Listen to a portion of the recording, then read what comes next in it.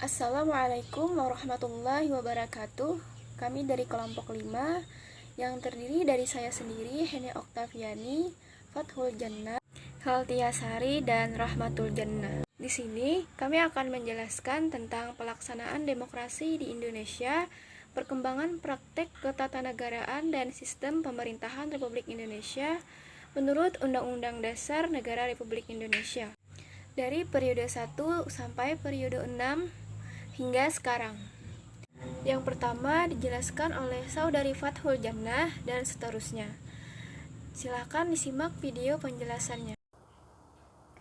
Pengertian demokrasi. Secara umum, demokrasi adalah bentuk atau sistem pemerintahan di mana seluruh rakyatnya ikut serta memerintah melalui wakil-wakilnya. Menurut Abraham Lincoln, demokrasi adalah sistem pemerintahan yang diselenggarakan dari rakyat, oleh rakyat, dan untuk rakyat. Istilah demokrasi berasal dari bahasa Yunani, yaitu demos yang artinya rakyat dan kratos artinya pemerintahan. Pengakuan resmi bahwa negara Indonesia adalah negara demokrasi terdapat pada 1. Undang-Undang Dasar tahun 1945 Pasal 1 Ayat 2 yang berbunyi kedaulatan berada di tangan rakyat dan dilaksanakan menurut Undang-Undang Dasar. Yang kedua, Pancasila, sila keempat yang berbunyi kerakyatan yang dipimpin oleh hikmat kebijaksanaan dalam permusyawaratan perwakilan. Kemudian ada pelaksanaan demokrasi di Indonesia. Sejak merdeka, bangsa Indonesia pernah melaksanakan 3 macam demokrasi, yaitu demokrasi liberal, demokrasi terpimpin, dan demokrasi Pancasila. Yang pertama ada demokrasi liberal tahun 1950 hingga 1959. Demokrasi liberal atau demokrasi parlementer berlaku pada tahun 1950 hingga 1959. Pada saat itu, konstitusi yang berlaku adalah Undang-Undang Dasar, sementara 1950. Berdasarkan UUDS 1950, sistem pemerintahan dan demokrasi diterapkan di Indonesia, yaitu sistem parlementer dan demokrasi liberal. Artinya, kabinet yang menterinya diajukan oleh parlemen atau DPR dan bertanggung jawab kepada parlemen atau DPR. Dalam sistem parlementer ini, kepala pemerintahan adalah Perdana Menteri dan Presiden hanya sebagai kepala negara. Masa demokrasi liberal ini membawa dampak yang cukup besar, memengaruhi keadaan, situasi, dan kondisi politik pada waktu itu. Ada beberapa dampaknya, yaitu pembangunan tidak berjalan lancar dikarenakan kabinet selalu silih berganti. Kemudian tidak ada partai yang dominan, maka seorang kepala negara terpaksa bersikap mengambang di antara kepentingan banyak partai. Kemudian dalam sistem multipartai tidak pernah ada lembaga legislatif, yudikatif, dan eksekutif yang kuat. Kemudian ada munculnya pemberontakan di berbagai daerah. Munculnya ketidakpercayaan publik terhadap pemerintahan saat itu. Presiden menganggap bahwa keadaan ketatanegaraan Indonesia membahayakan persatuan dan kesatuan bangsa dan negara. Akhirnya, pada tanggal 5 Juli 1959, mengumumkan dekret Presiden mengenai pembubaran konstituante dan berlakunya kembali UUD 1945, serta tidak berlakunya UUDS tahun 1950. Yang kedua, ada demokrasi terpimpin tahun 1959 sampai dengan 1966. Demokrasi terpimpin atau demokrasi terkelola yaitu seluruh keputusan serta pemikiran berpusat pada pemimpin negaranya saja. Menurut TAP MPRS nomor 8 MPRS tahun 1965, demokrasi terpimpin adalah kerakyatan yang dipimpin oleh hikmat kebijaksanaan dalam permusyawaratan perwakilan yang berasaskan musyawarah untuk mufakat secara gotong royong bagi semua kekuatan nasional yang progresif, revolusioner dengan berporoskan naskom. Pada saat itu, konstitusi yang berlaku adalah Undang-Undang Dasar tahun 1945 dan Presiden Soekarno berkedudukan sebagai kepala negara sekaligus sebagai kepala pemerintahan yang berlandaskan pada sistem presidensial atau presidensil. Kemudian para menteri berada di bawah wewenang presiden dan bertanggung jawab kepada presiden. Yang ketiga ada demokrasi Pancasila tahun 1966 hingga sekarang. Demokrasi Pancasila adalah demokrasi yang merupakan perwujudan kerakyatan yang dipimpin oleh hikmat kebijaksanaan dalam permusyawaratan perwakilan yang mengandung semangat ketuhanan yang Maha Esa, kemanusiaan yang adil dan beradab, persatuan Indonesia, dan keadilan sosial bagi seluruh rakyat Indonesia. Prinsip-prinsip demokrasi Pancasila yaitu persamaan hak dan kewajiban bagi seluruh rakyat Indonesia, keseimbangan antara hak dan kewajiban. Kemudian ada pelaksanaan kebebasan yang bertanggung jawab secara moral kepada Tuhan Yang Maha Esa, diri sendiri, dan orang lain. Kemudian mewujudkan rasa keadilan sosial. Pengambilan keputusan dengan musyawarah mufakat. Mengutamakan persatuan nasional dan kekeluargaan. Yang terakhir yaitu menjunjung tinggi tujuan dan cita-cita nasional. Perkembangan praktek ketatanegaraan dan sistem pemerintah RI menurut UUD Negara RI periode 1 sampai periode 6 hingga sekarang. Sistem pemerintah adalah suatu tatanan utuh yang terdiri atas berbagai komponen yang bekerja saling bergantung dan mempengaruhi dalam mencapai tujuan dan fungsi pemerintahan. Macam-macam sistem pemerintah presidensial. Negara republik menganut sistem ini, sistem yang memilih kekuasaan eksekutif lawan pemilihan umum. Pada sistem ini, rakyatlah yang memilih siapa presidennya. Nantinya presiden akan menjalankan perannya sebagai kepala negara sekaligus kepala pemerintah. Sistem pemerintahan parlementer. Di dalam sistem ini, parlemennya memegang peranan yang sangat penting. Perdana Menteri dipilih dan diangkat oleh parlementer. Demikian. Sistem pemerintah semi-presidensial merupakan gabungan dari sistem presidensial dan parlementer, karena presidennya dipilih oleh rakyat menjadikannya memiliki kekuasaan luas dan kuat. Bersama-sama dengan Perdana Menteri, Presiden menjalankan kekuasaannya. Yang menganut sistem ini adalah negara Prancis. Sistem pemerintah komunis. Sistem komunis, semua sistem pemerintah dikendalikan oleh Partai Komunis. Partai Komunis ini bertindak anti-kapitalis. Kekuasaan akan berlangsung secara penuh, tidak mengakui kepemilikan akumulasi modal pada individu. Sistem pemerintah demokrasi liberal.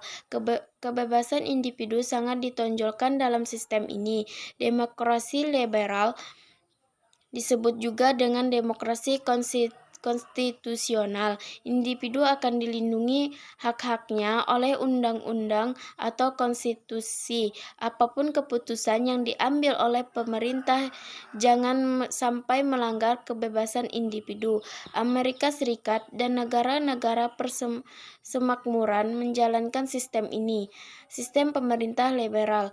Sistem liberal di sini maksudnya bebas, kebebasan dalam segala hal bersamaan hak-hak dan berpolitik.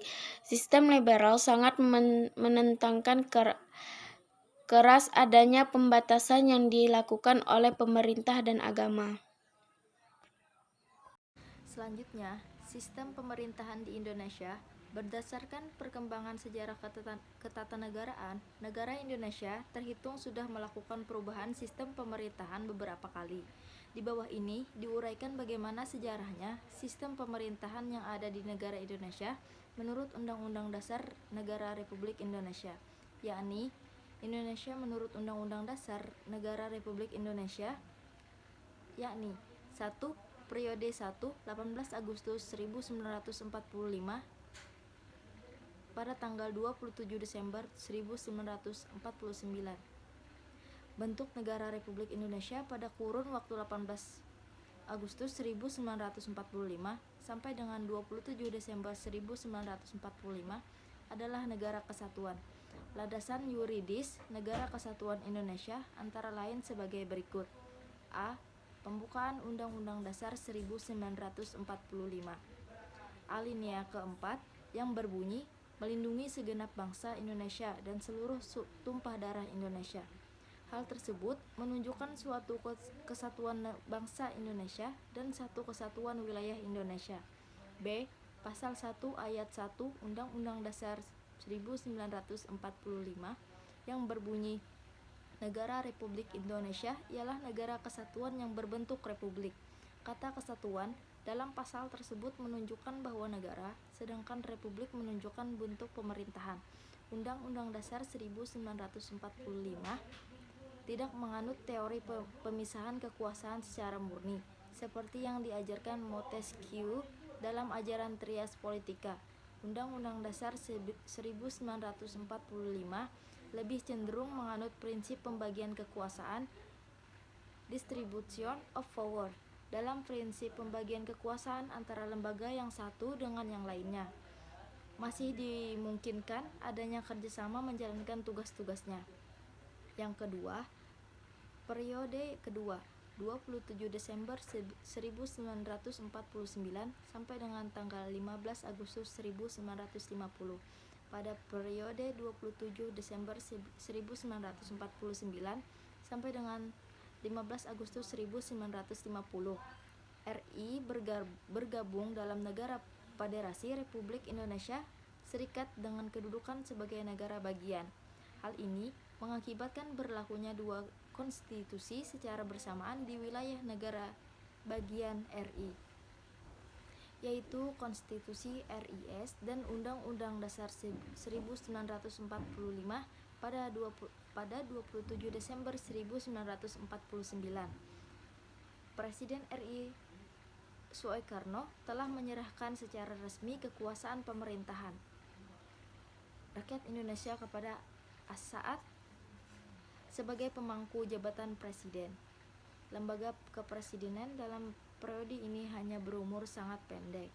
Rakyat Indonesia dan Rakyat Indonesia Serikat mencapai kesepakatan pada 19 Mei 1950 untuk kembali ke bentuk negara kesatuan. Sidang DPR dan Senat diproklamasikan berdirinya Negara Kesatuan Republik Indonesia menggantikan Negara Federasi Republik Indonesia Serikat. Konstitusi Rakyat RIS diubah menjadi Undang-Undang Dasar Sementara Republik Indonesia yang selanjutnya dikenal sebagai Undang-Undang Dasar 1950 berdasarkan Undang-Undang RIS nomor 7 tahun 1950.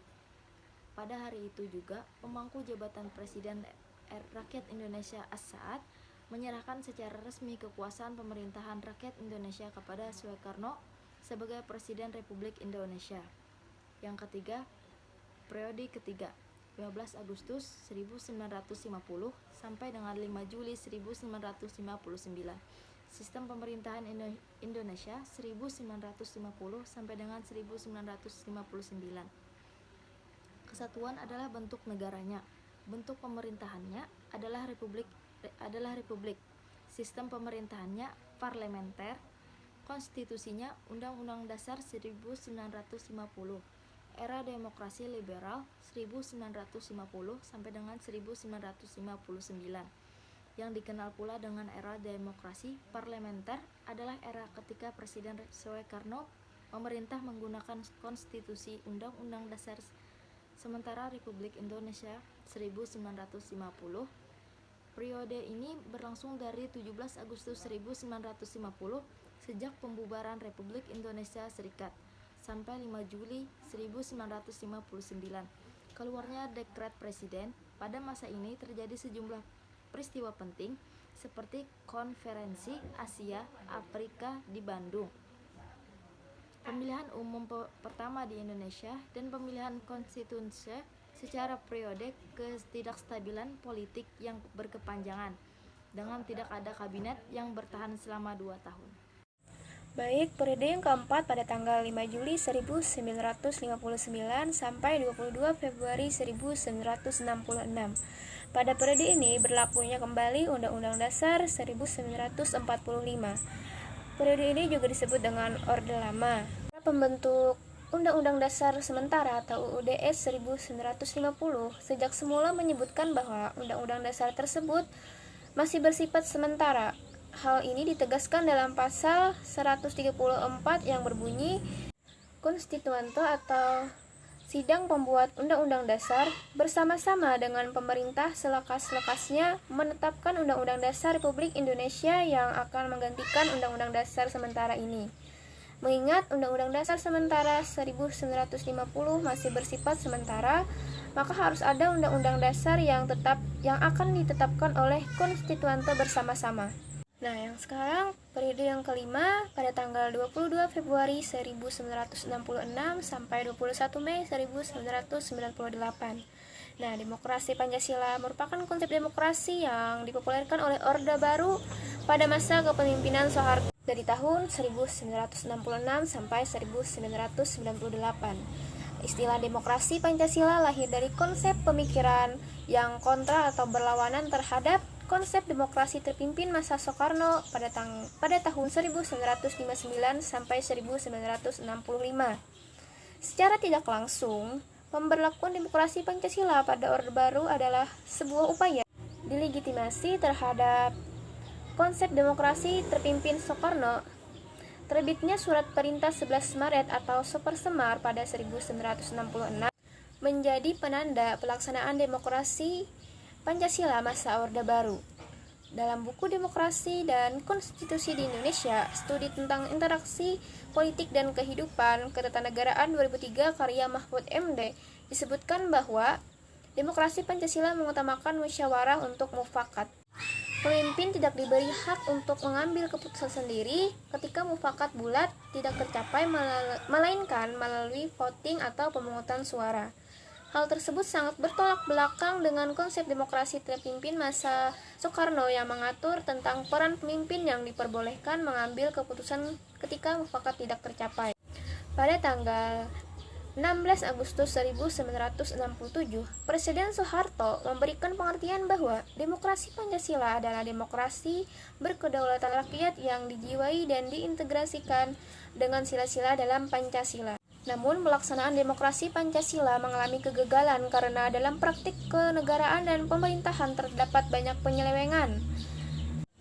Ada beberapa faktor penyebab kegagalan demokrasi Pancasila adalah: yang pertama, rotasi kekuasaan eksekutif yang bisa dikatakan tidak ada. Dan yang kedua, rekrutmen politik yang tertutup. Yang ketiga, pemilu yang jauh dari semangat demokratis. Yang keempat, pelanggaran HAM atau hak asasi manusia. Yang terakhir, praktik KKN yang merajalela. Demokrasi Pancasila runtuh bersamaan dengan kejatuhannya Orde Baru pada 1998. Krisis ekonomi, pelanggaran HAM, dan KKN yang menggerogoti Indonesia menyebabkan pergerakan protes massa secara masif pada pertengahan tahun 90-an yang menuntut adanya reformasi. Pada tanggal 21 Mei 1998, Soeharto mengundurkan diri sebagai presiden dan menyerahkan mandat kekuasaannya kepada B.J. Habibie. Yang terakhir pada periode yang ke-6, dari tanggal 21 Mei 1998 sampai sekarang, atau disebut dengan periode reformasi. Setelah tumbangnya Orde Baru, maka dimulailah tahapan konsolidasi sistem demokrasi di Indonesia. Konsolidasi tersebut antara lain adalah melakukan perubahan dan penggantian berbagai peraturan perundang-undangan yang dirasa tidak memberikan ruang bagi kehidupan demokrasi dan prinsip-prinsip kedaulatan rakyat. Gerakan reformasi yang dipelopori oleh mahasiswa Indonesia mencapai puncak dengan mundurnya Presiden Soeharto dari tampuk kepemimpinan nasional pada 20 Mei 1998. Di Indonesia yang utama adalah menuju tatanan kehidupan ketatanegaraan yang demokratis. Kesimpulan pada pembahasan di video ini, pelaksanaan demokrasi di Indonesia sejak merdeka, bangsa Indonesia pernah melaksanakan 3 macam demokrasi: demokrasi terpimpin dan demokrasi Pancasila, di mana demokrasi liberal pada tahun 1950 sampai 1959, demokrasi terpimpin dari tanggal 1959 sampai 1966, dan demokrasi Pancasila dari 1966 sampai sekarang. Pemerintahan adalah suatu tatanan utuh yang terdiri atas berbagai komponen yang bekerja saling bergantung dan mempengaruhi dalam mencapai tujuan dan fungsi pemerintahan. Macam-macam sistem pemerintahan ada 6. Yang pertama, sistem pemerintahan presidensial. Yang kedua, sistem pemerintahan parlementer. Yang ketiga, sistem pemerintahan semi-presidensial. Yang keempat, sistem pemerintahan komunis. Yang kelima, sistem pemerintahan demokrasi liberal. Dan yang keenam, sistem pemerintahan liberal. Kurun waktunya berlaku Undang-Undang Dasar 1945 pertama pada tanggal 18 Agustus 1945 sampai 27 Desember 1949, yaitu bentuk pemerintahan kesatuan dan sistem pemerintahan kabinet presidensial. Waktu berlakunya Konstitusi RIS atau Republik Indonesia Syarikat dari tanggal 27 Desember 1949 sampai 15 Agustus 1950, yaitu bentuk negara federasi atau serikat, bentuk pemerintahan republik, sistem pemerintahan kabinet parlementer. Waktu berlakunya UUDS atau Undang-Undang Dasar Sementara 1950 dari tanggal 15 Agustus 1950 sampai 5 Juli 1959, yaitu bentuk negara kesatuan, bentuk pemerintahan republik, sistem pemerintahan kabinet parlementer. Dan yang terakhir, kurun waktu berlakunya Undang-Undang Dasar 1945 kedua, tanggal 5 Juli 1959 sampai sekarang, yaitu ada 3 periode. Yang pertama, Orde Lama dari tanggal 5 Juli 1959 sampai 11 Maret 1966. Yang kedua, Orde Baru dari tanggal 11 Maret 1966 sampai 21 Mei 1998. Dan yang terakhir, Reformasi dari 21 Mei 1998 sampai sekarang. Demikian tadi penjelasan dari kami semua, semoga bisa dipahami dan bermanfaat untuk semua. Kurang lebihnya mohon dimaafkan. Terima kasih. Assalamualaikum warahmatullahi wabarakatuh.